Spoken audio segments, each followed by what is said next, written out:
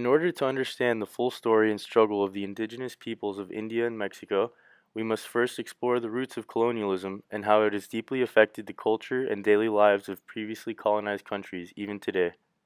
When most people hear the word colonialism, they think of Christopher Columbus sailing across the Atlantic to discover America, but in reality, the concept of colonialism has been around for thousands of years. Colonialism begins with a powerful leader in search of territory and riches to enhance their power and to demonstrate their status as a worldwide empire. There was Alexander the Great, who expanded his empire to spread through all of the Middle East, building cities and naming them after himself. And Genghis Khan, who began his conquest in what is now Russia and expanded his ruthless campaign of Asian dominance into Middle and parts of Lower Asia. As time progressed into the late 15th century, the empirical desire of world domination sounded a bit too aggressive and selfish to be accepted by the general population. So these clever leaders disguised it by giving other reasons as to their strong presence in these foreign lands.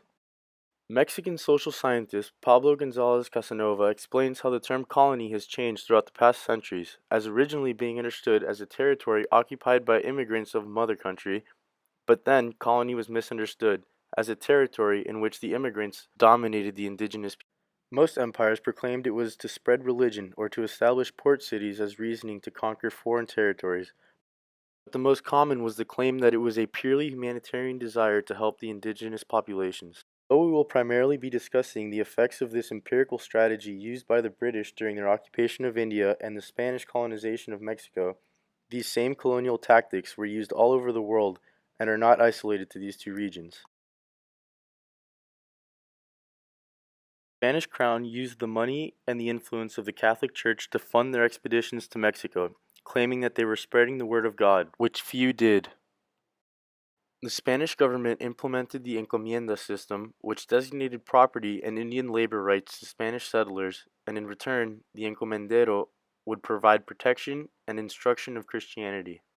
As you can see in this diagram of what a colonial town in New Spain would have looked like, there is a large monastery built in the center of the town, representing the power of religion. Surrounding the church, we see vast farmland where the natives were used for hard labor with little concern over the teachings of Christianity. This system presented a new dynamic to the colony, the colonizers versus the colonized, and in most cases you were one of either.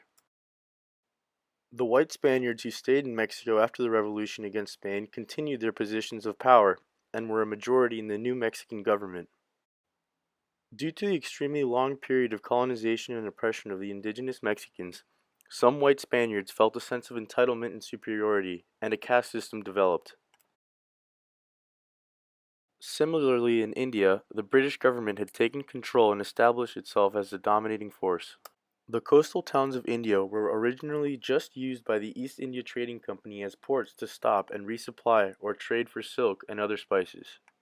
The British Crown quickly realized the immense wealth and production goods that can come out of India and were eager to partake in their profits. By the mid-1600s, the British had built a very strong presence and influence in India. Like in Mexico, the British clergy and military personnel stationed in India had the majority of control over the Indian population, which vastly outnumbered them. The fact of the matter was that the British had infiltrated the Indian caste system and placed themselves at the pinnacle. They took advantage of the peaceful and respectful nature of the Indian culture for their own benefit and continued to do so into the late 19th and early 20th century. The development and advancement of the Mexican and Indian culture has been modeled by colonialism, but built by the people. Yes, the colonizing powers had dominance and authority, but profits do not arise strictly from dominance and authority, but from blood, sweat, and tears, most of which came from the indigenous people of Mexico and India. In this photograph, we see three Mexican men in the early 20th century on a banana and coffee farm in the middle of the day. The two on the right are in ragged clothing, which gives us a sense that they merely work on the farm and do not own it. The man on the right seems to be much better dressed, suggesting he's more well off. The presence of a railroad track down the middle of the farm suggests that this may be a decently high-trafficked area of Mexico.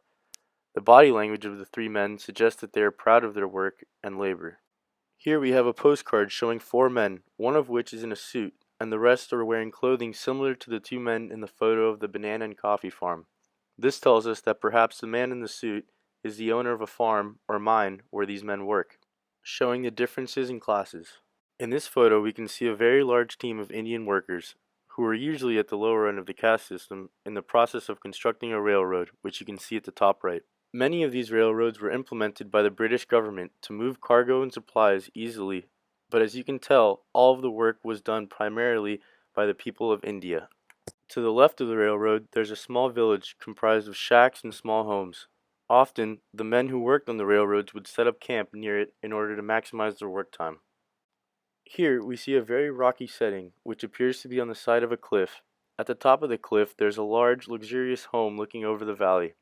As we take a closer look, we see two children in the center of the photograph, one sitting and leaning against a rock in the shade, and the other standing behind, with a large basket next to them. They both appear to be very skinny and wearing rags, indicating they are probably very poor. The basket suggests that they are taking a break from work. After getting knee-deep in what colonialism is really all about, we can examine and conclude that without colonialism, a lot of us would not be in the places that we are. But with it came many atrocities and wrongdoings which can never be fully repented for.